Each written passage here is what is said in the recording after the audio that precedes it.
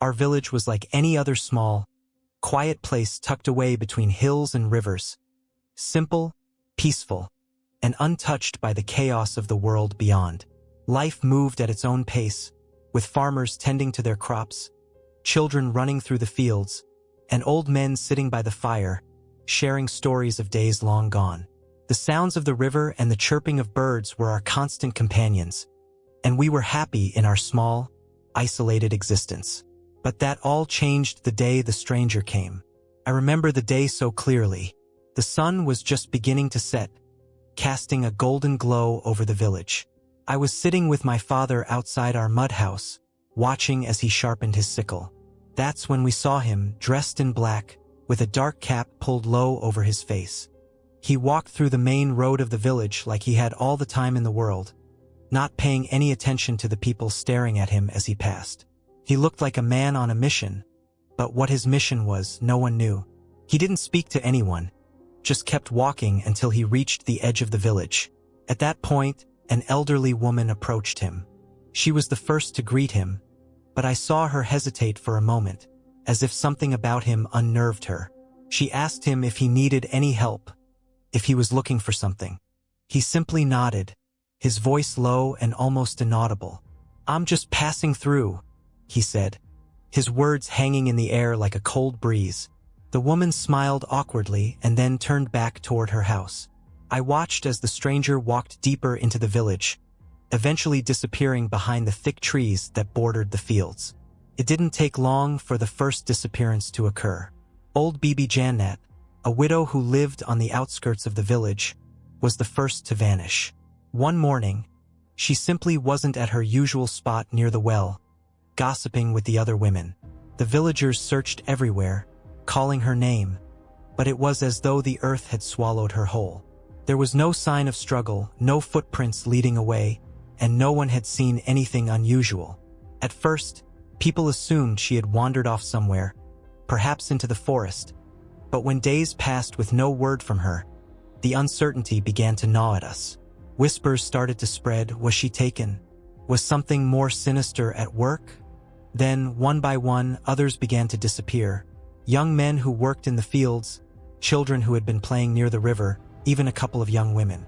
It was as if they had vanished into thin air, leaving behind only the echo of their last footsteps.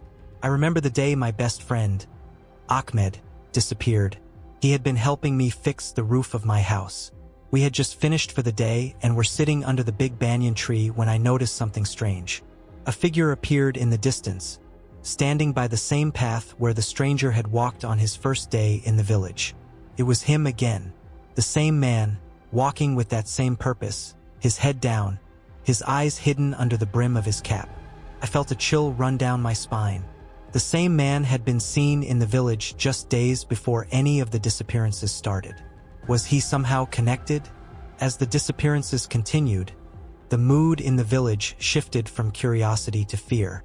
People locked their doors at night, and there was talk of abandoning the village altogether. But where could we go?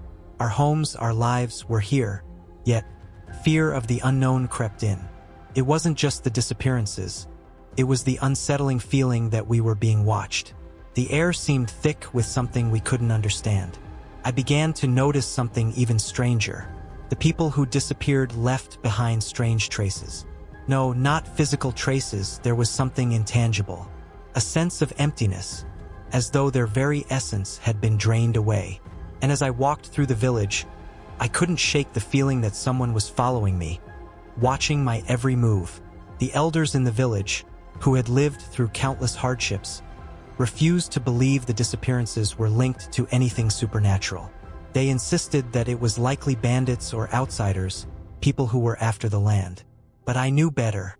My instincts told me this wasn't just about land. This was something darker, something more sinister. Then one night, when the moon was full, I saw the stranger again. He was standing at the edge of the village, staring into the distance. I followed him silently, drawn to the strange aura around him. He led me to the forest, where the trees grew thick and the air was damp with the smell of moss and decay. He stopped by a large, ancient tree and turned to face me. "You're asking too many questions," he said, his voice a cold whisper in the night. I froze. "What do you want?" I asked, my voice trembling despite my best efforts to stay calm. "I'm just here to observe," he replied.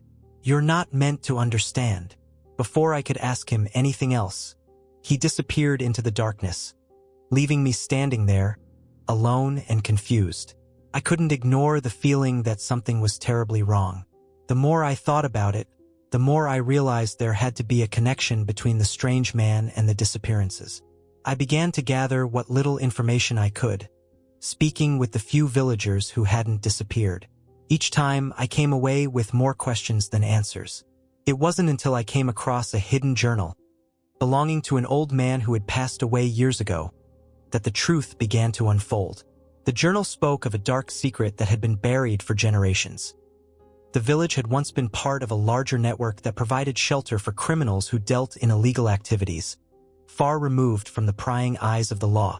The journal mentioned something called the dark web, a hidden network that allowed people to engage in illicit trade, away from the reach of the authorities. I didn't understand all the details, but one thing became clear. The stranger wasn't just a traveler. He was part of something much larger, something global. The disappearances weren't random. They were part of a much bigger plan, one that linked our village to a criminal enterprise run through the dark web. People from all over the world were being lured here, brought under false pretenses, and then made to vanish, disappearing into the criminal world. Couldn't believe it. Our peaceful village had been unknowingly caught in the web of something far darker than any of us could have imagined. I knew I couldn't let this continue. The village, the people I cared about, they were all in danger. I had to stop it. But how? How could one person, a simple villager with no knowledge of the criminal underworld, stand against such an organized network? I didn't have answers, but I knew I had to try. Armed with the journal and the few clues I had gathered, I set out to confront the dark forces that had come to our village.